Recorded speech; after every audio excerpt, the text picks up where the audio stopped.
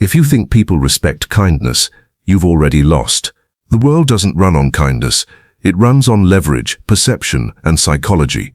People respect what they can't predict, what they can't control, and what they can't replace. That's what it means to be untouchable. Not immune to attack, but immune to manipulation. Machiavelli warned that rulers who depend on goodwill are doomed, because goodwill evaporates at the first sign of weakness. What lasts isn't kindness. What lasts is control of the game. Most people are easy to touch because they're easy to read. They react when insulted. They defend themselves when accused. They overshare when pressured. They explain when silent. They broadcast their emotions like free radio. Anyone with half a brain can push the right button and watch them spiral. That's why average manipulators win so easily. They don't need intelligence. They just need patience. You tell them how to control you every time you open your mouth or show your face. Being untouchable isn't about having the most power. It's about playing psychological games that make others hesitate before targeting you. When people sense you're unpredictable, unreadable, or too costly to mess with, they pull back. That hesitation is power. Machiavelli wrote that fear is more reliable than love, but even deeper than fear is doubt. If someone can't predict whether you'll ignore, retaliate, or outmaneuver them, they tread carefully. You don't need to fight most battles if people fear the battlefield itself. The truth is, most people can't resist playing their cards too early. They over-explain to prove innocence, overreact to prove strength, overcommit to prove loyalty. But the more predictable you are, the more vulnerable you become. The psychological games that make you untouchable all work on the same principle. You stop playing by their rules and start forcing them to play by yours. You control the frame, not the facts. You control the timing, not the tempo. You control the reaction, not the event. That's the Machiavellian secret. Power isn't in winning arguments. It's in making arguments irrelevant. Let's put it in modern terms. Imagine a workplace where everyone gossips. One person denies every rumor, fights back against every jab, and ends up looking guilty anyway.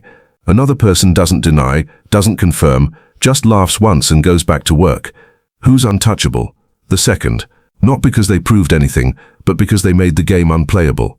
People don't chase certainty. They can't have. They move on to easier prey. Or take relationships. The partner who overreacts to every slight, who argues endlessly, who tries to prove their worth. They're touchable. They're predictable.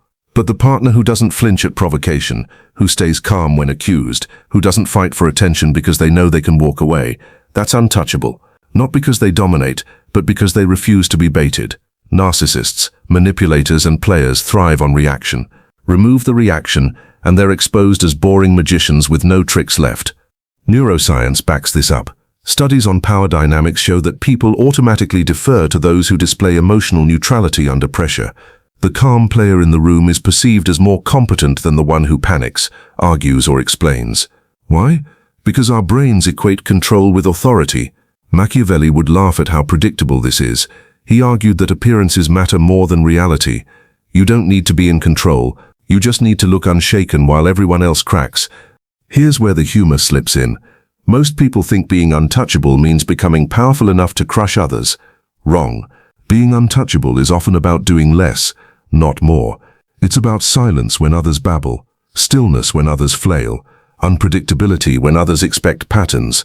The real game isn't to dominate the stage. It's to leave the audience so confused they stop trying to script your role. Imagine being accused of something ridiculous.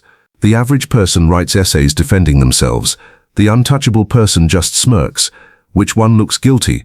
Which one looks in control? Exactly. And here's the darker truth. People respect what they can't figure out more than what they fully understand. Mystery creates power. Predictability creates weakness. Machiavelli told rulers to conceal their intentions because transparency breeds vulnerability. The same applies today. Oversharing your goals, your feelings, your weaknesses doesn't make you authentic. It makes you an easy target. The less people know about you, the more they project, and projection always makes you larger than life. This is why psychological games are necessary. Not because you need to manipulate for fun, but because you live in a world where manipulation is constant. Refusing to play doesn't make you noble. It makes you prey. Everyone is playing, whether they admit it or not. Some play clumsily, with guilt trips and gossip. Others play elegantly, with silence, scarcity, and perception. The difference between the two isn't morality, it's competence. So when I say 10 psychological games that make you untouchable, Don't think of it as tricks for domination. Think of it as armor.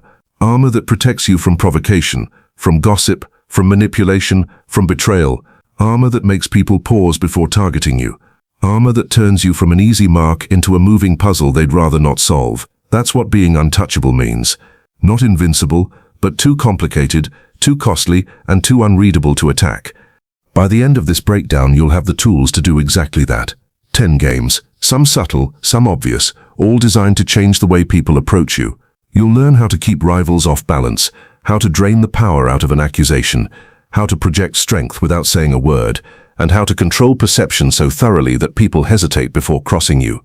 Machiavelli would call it strategy. Psychologists would call it social intelligence. Call it whatever you want. But once you master these games, you'll notice something remarkable. The noise around you fades. People stop trying to provoke you. Enemies think twice. Allies respect you more. And you walk through the chaos untouched.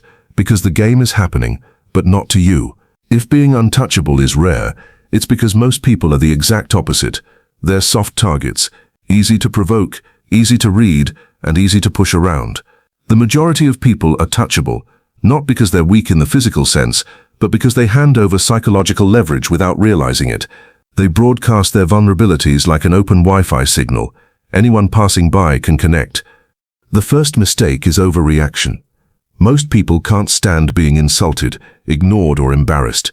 They explode, argue, defend, or sulk, and in that reaction they give away power. If someone insults you and you lose composure, you've already told them the button that works. Machiavelli warned leaders never to reveal their fears, because once known, enemies will exploit them relentlessly. Yet most people reveal their insecurities in the first 5 minutes of pressure. They're touchable because they make their nerves visible. The second mistake is over-explaining. People think defending themselves proves strength. In reality, it proves insecurity. When accused, they immediately go into long justifications. When questioned, they spill every detail. When doubted, they overshare. But here's the brutal truth. The more you explain, the more you look guilty. Prosecutors know this. Interrogators know this. Narcissists know this. The innocent often lose because they can't shut up. The untouchable aren't innocent or guilty. They're unreadable. They let silence carry the weight. The third mistake is predictability. Most people have a script. Get praised, they smile. Get criticized, they defend. Get ignored, they chase. Their responses are so obvious that anyone can manipulate them with minimal effort. Machiavelli argued that rulers should never become predictable, because predictability invites plots. The same rule applies in daily life. If your reactions are a straight line, people can play you like a piano. Untouchable people are dangerous because you never quite know what note they'll hit. The fourth mistake is needing validation. Most people crave approval like oxygen. They adjust their opinions to fit in. They seek constant reassurance. They post every move online waiting for likes. That hunger makes them exploitable. The one who can withhold validation becomes the one in control. Narcissists know this instinctively. They give you crumbs of praise, then starve you, then feed you again, and suddenly you're addicted. The untouchable flip this dynamic. They don't seek validation, they grant it selectively. That's what makes people chase them, instead of the other way around. The fifth mistake is emotional leakage. You can read most people's mood just by looking at them. If they're angry, it's written on their face. If they're insecure, it's in their posture. If they're jealous, it slips into their tone. They might say, "I'm fine," but their body language betrays the truth. Psychologists call this emotional leakage, the inability to hide feelings. Machiavelli would call it suicide. A ruler who shows every emotion invites plots. An individual who leaks every insecurity invites manipulation. Being untouchable means shutting the leaks, so no one knows what you feel unless you decide to show it. The sixth mistake is chasing closure. When someone ghosts them, insults them, or betrays them, most people can't walk away quietly. They demand answers, explanations, apologies. They think closure gives peace. In reality, it gives the manipulator one last chance to twist the knife. The need for closure is a weakness. The untouchable don't chase it. They understand Machiavelli's advice: if you must leave, leave cleanly. No speeches, no begging, no explanations. Just silence that speaks louder than words. The seventh mistake is trying to win every battle. Most people fight every insult, every rumor, every slight. They think victory means proving themselves at all times. But the truth is, constant fighting makes you fragile. You get drained, predictable, and distracted. The untouchable pick their battles. They let small things slide, not out of kindness, but out of strategy. Machiavelli taught that cruelty, when necessary, should be decisive and rare. The same is true of retaliation. If you punish every offense, you look petty. If you punish selectively, you look terrifying. And the final mistake, the deadliest of all, is mistaking touchability for connection. People overshare because they think it builds intimacy. They defend themselves because they think it builds trust. They cry, rage, or confess because they think it proves authenticity. But connection built on weakness is never respected. It's tolerated at best, mocked at worst. The untouchable understand that intimacy doesn't require exposure of every vulnerability. It requires boundaries. They give access on their own terms, not on demand. That's what keeps people drawn to them without ever gaining control over them. The reason these mistakes are so common is because they feel natural. Defending yourself feels right. Reacting feels necessary. Explaining feels clarifying. Chasing closure feels healing. But what feels natural often betrays you. Machiavelli warned that men are fickle, false, cowardly, covetous. He meant that our instincts are not noble, they're exploitable. And the more predictable your instincts, the more touchable you are. So here's the cold truth.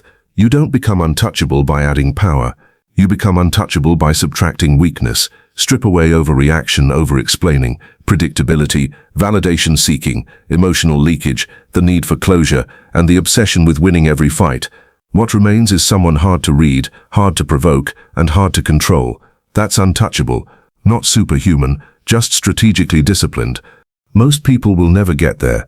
They'll always defend themselves, always chase approval, always show their cards too early. And that's why the majority stay pawns in a game they don't even realize they're playing. The untouchable, they're not stronger, they're just colder.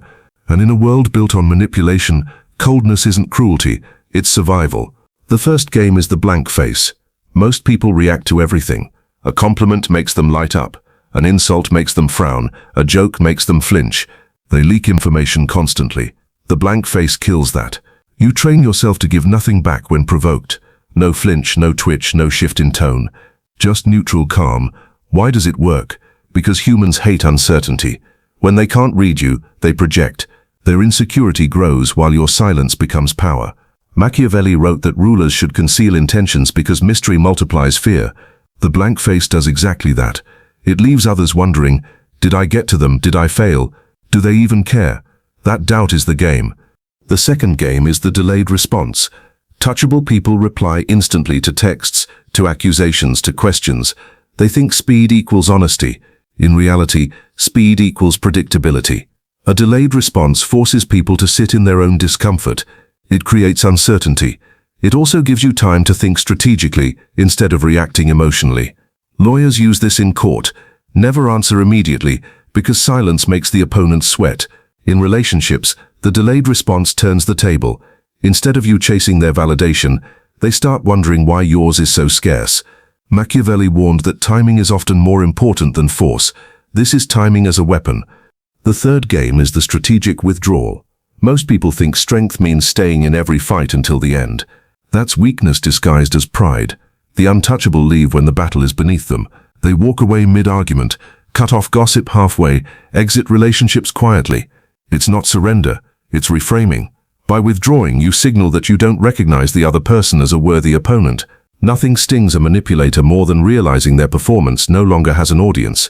Machiavelli wrote that retreat, when strategic, is not weakness but preservation. Walking away on your own terms is one of the sharpest psychological knives.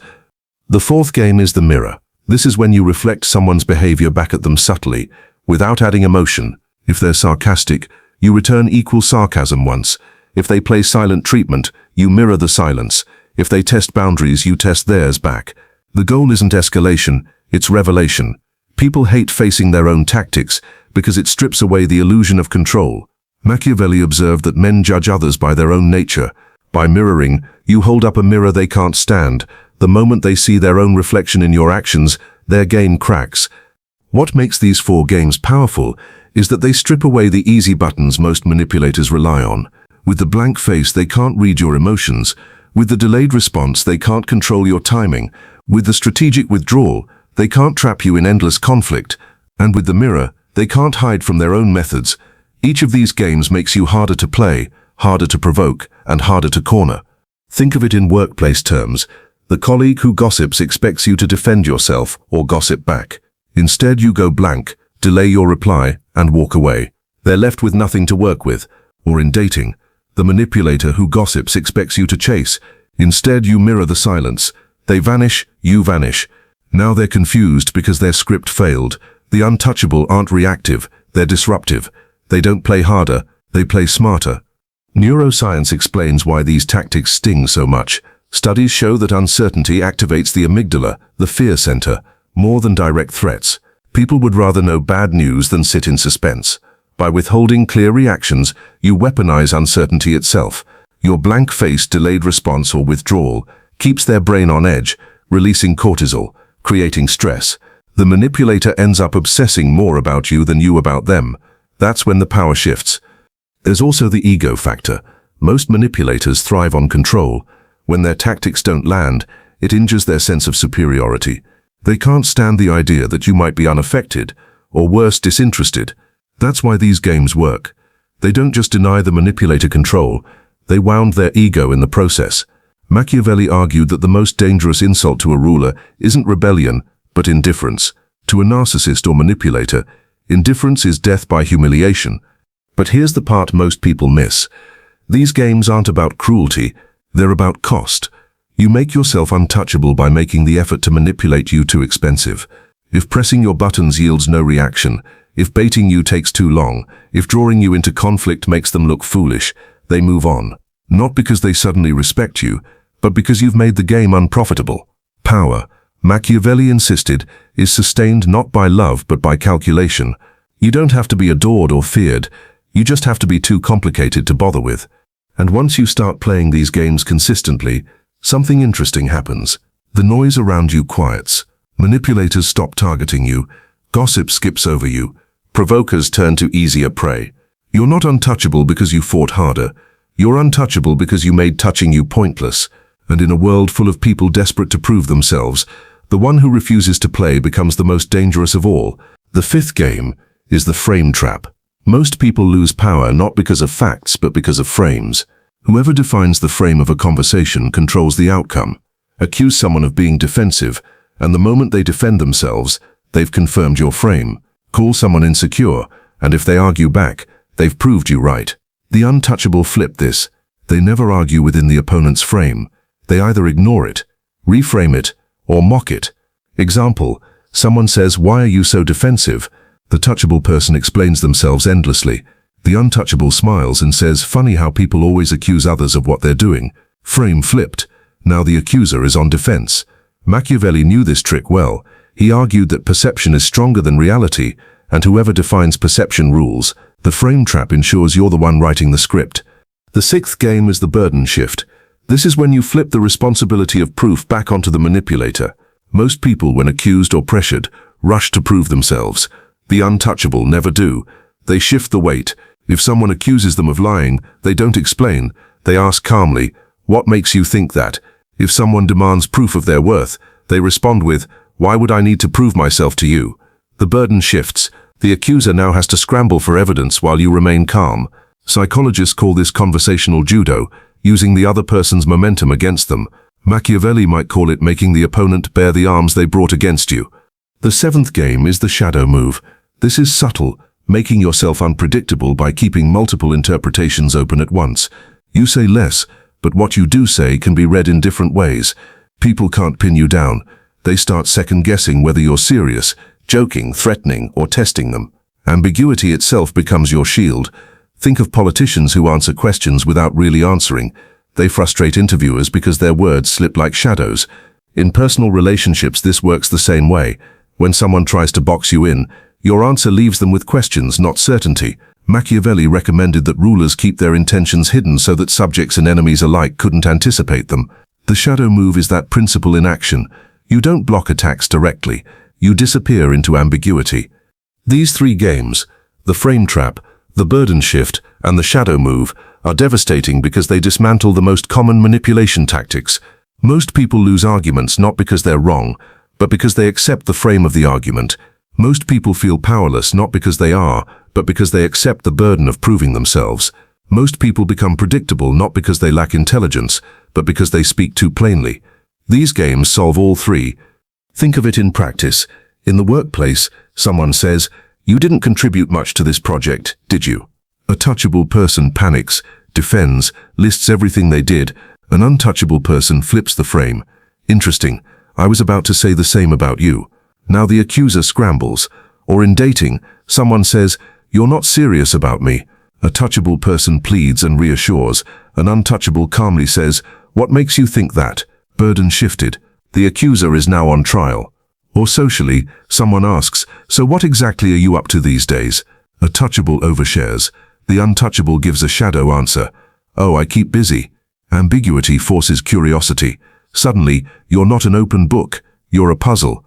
Psychologically, these tactics work because they weaponize human discomfort. People hate carrying burdens. They hate being forced to clarify their vague accusations. They hate sitting with ambiguity. By refusing to relieve them, you flip the power dynamic. They entered the exchange trying to corner you. They leave the exchange cornered themselves. Machiavelli would call this a reversal of fortune, not fighting harder, but ensuring the enemy falls into the trap they set for you. And here's the dry humor. Most people think untouchable means intimidating others with dominance. It's the opposite. The untouchable rarely raise their voice, rarely explain, rarely argue. Their strength is in forcing others to carry the weight of every interaction. It's laziness disguised as brilliance. Why do the heavy lifting of defending yourself when your opponent can exhaust themselves instead? Why fight inside their frame when you can let them choke on their own? Being untouchable isn't about force, it's about efficiency. Once you apply these three games, something interesting happens. Conversations start bending in your favor without you saying much. Accusations collapse because no one wants to carry them to the end. Rivals hesitate because they can't predict how you'll respond. And people start treating you differently. Not because you yelled the loudest, but because you became the most unreadable person in the room. Machiavelli's lesson was simple. The one who controls perception controls power. And these games, reframing, shifting burdens and moving in shadows, do exactly that. You don't need to be the smartest or the strongest. You just need to be the one everyone hesitates to challenge. And hesitation, in the game of power, is already victory. The eighth game is the reputation shield. Most people fight battles one by one. Every insult, every rumor, every attack. That's exhausting. The untouchable don't bother. They understand that the best defense isn't arguing every point. It's building a reputation so solid that attacks bounce off. If you're known as calm, sharp, and disciplined, people will doubt the smear before they doubt you. Machiavelli stressed that rulers must protect their reputation more than their body, because reputation travels faster than truth. The same is true today. A solid reputation is an invisible shield. You don't need to win every argument if people already assume you've won. The ninth game is the scarcity principle. Touchable people make themselves too available. They're always present, always accessible, always explaining. The untouchable understand that value rises with rarity. They ration their presence. They give attention selectively. They leave people waiting, wondering, and working for access. This isn't arrogance, it's economics. Scarcity drives desire. The more people see you as hard to reach, the more they assume your time and energy are worth something. Narcissists use this to manipulate. The untouchable use it to establish authority. Machiavelli advised rulers to appear rarely in public, so their presence created awe. You don't need to be a ruler for the same logic to apply. The 10th game is the exit. This is the most powerful and the most feared. The ability to walk away without drama, without closure, without explanation. Most people can't do it. They cling, argue, demand, or negotiate. That makes them predictable and weak. The untouchable see the exit not as failure, but as the ultimate move. When you can vanish silently from toxic workplaces, manipulative relationships, or petty conflicts, you make yourself unprovocable. Why? Because no one can control a person who doesn't fear leaving. Machiavelli taught that cruelty, when necessary, should be swift and final. The exit is that principle perfected, one clean cut, that leaves no opportunity for retaliation. These last three games, the reputation shield, the scarcity principle, and the exit, are what lock in untouchability. They make you not just difficult to manipulate in the moment, but permanently harder to corner. Reputation makes people hesitate before even trying. Scarcity makes people work harder just to earn your presence. And the exit ensures that when a situation becomes unworthy of your time, you don't waste another second. That's not just defense, That's dominance. Think of how this looks in real life. In a workplace, your reputation as calm under pressure means a rival's smear campaign fizzles. In dating, your scarcity makes you more attractive than the one who's always available, and when things cross the line, your clean exit leaves the other person scrambling for closure they'll never get. It's brutal, it's cold, but it's effective, because power doesn't belong to the loudest, it belongs to the one who can walk away without looking back. Psychologically, these tactics are devastating because they hit people where they're weakest. Humans are wired to seek belonging. Reputation flips that. They're wired to crave abundance. Scarcity flips that. They're wired to chase closure. The exit flips that. Each of these games denies others the satisfaction they expect, leaving them unsettled and off balance. Machiavelli's entire philosophy was that stability comes from understanding human flaws and weaponizing them. Untouchability is just that philosophy applied at the personal level. Here's the dark humor. People chase untouchability by trying to prove they're stronger, louder, or scarier. But the real untouchable don't need noise. They don't need theatrics. They just cultivate silence, scarcity, and indifference so thoroughly that others give up before the battle begins. That's the irony. The less you try to prove yourself, the more untouchable you become. And once you've mastered all 10 games, you notice the shift. People tread carefully. Manipulators test you once and retreat. Friends respect your boundaries without you spelling them out. Rivals whisper but never strike directly. You don't win by crushing enemies in every battle. You win by becoming too expensive to fight. Machiavelli would call it economy of power, the art of winning before the fight even begins. That's the final layer of being untouchable. It's not about being feared like a tyrant or loved like a saint. It's about being unreadable, unprovocable, and irreplaceable. Someone people can't pin down, can't bait, and can't replace without losing more than they gain. That's not superhuman. That's just strategy. Here's the cruel truth. Most people don't actually want to be untouchable. They say they do, but the reality terrifies them. Why? Because being untouchable means living without the crutches most people lean on: constant validation, endless explanations, emotional leakage, predictable patterns. People love to talk about strength, but they're addicted to weakness. They want to vent, overshare, and defend themselves. They want to be seen, understood, and comforted. That's what keeps them touchable. That's why manipulators always have an endless supply of victims. Machiavelli warned that men are ungrateful, fickle, liars, deceivers, and most importantly, predictable. Predictability is what makes people touchable. Being untouchable is different. It means stepping out of the herd. It means refusing to play the same emotional games everyone else is addicted to. It means cultivating silence when others babble, calmness when others rage, scarcity when others cling. That doesn't make you more lovable. In fact, it often makes you less likable. People can't stand someone they can't control. They don't call you disciplined. They call you cold. They don't say you're calm. They say you're distant. They don't admit you're unreadable. They say you're arrogant.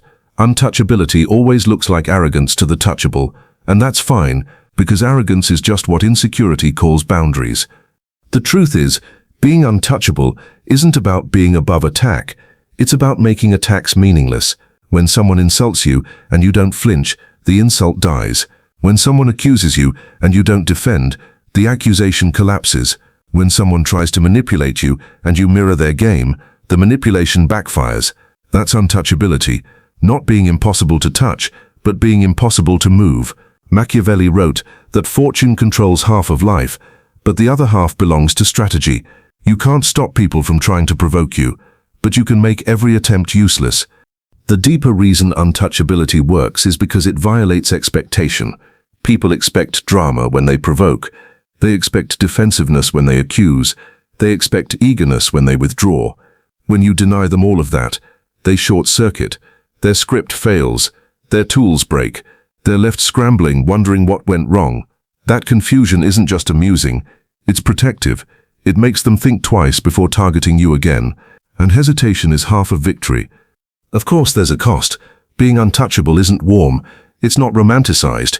You won't be everyone's favorite. You won't win every popularity contest. But Machiavelli never promised popularity. He promised survival. He promised power to those who understood human nature coldly, without illusions. Untouchability is survival in its purest form. It's saying, I don't need your validation, I don't need your approval, and I don't need your games. That level of independence is terrifying, not just to others but sometimes to yourself. And yet it's the only real protection. The world doesn't reward the most moral. It rewards the most strategic. Look at politics, business, relationships, even social media.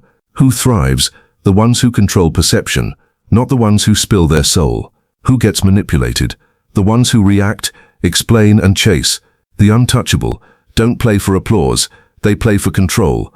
That's why they last longer, rise higher, and sleep better. Not because they win every fight, but because most fights never touch them. Here's the last thing to understand. Untouchability isn't about dominating others, it's about mastering yourself. If you can't control your reactions, you're touchable. If you can't endure silence, you're touchable. If you can't walk away, you're touchable. Untouchability starts and ends with discipline. Machiavelli argued that fortune favors the disciplined over the reckless. Psychology says the same. People who control their impulses, who respond slowly, strategically, rather than instantly, consistently rise higher in every hierarchy. Not because they're geniuses, because they're hard to manipulate. And that's the real edge. In a world full of emotional addicts, the one who breaks the pattern becomes untouchable. People stop testing you because testing you never works. They stop pushing you because pushing you never moves you. They stop manipulating you because manipulating you never pays off. That's what these 10 games create. Not invincibility, but irrelevance. You make yourself too boring to manipulate, too costly to attack, too unpredictable to provoke. And here's the Machiavellian punchline. Untouchability isn't glamorous. It won't get you applause, but it will get you peace.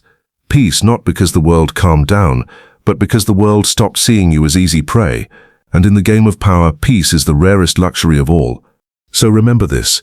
Being untouchable doesn't mean you never get touched. It means no one gets the satisfaction of moving you. That's what drives manipulators insane. Not that you fought them, not that you crushed them, but that you walked away untouched, leaving them swinging at shadows. And when the dust settles, there's nothing more Machiavellian than that.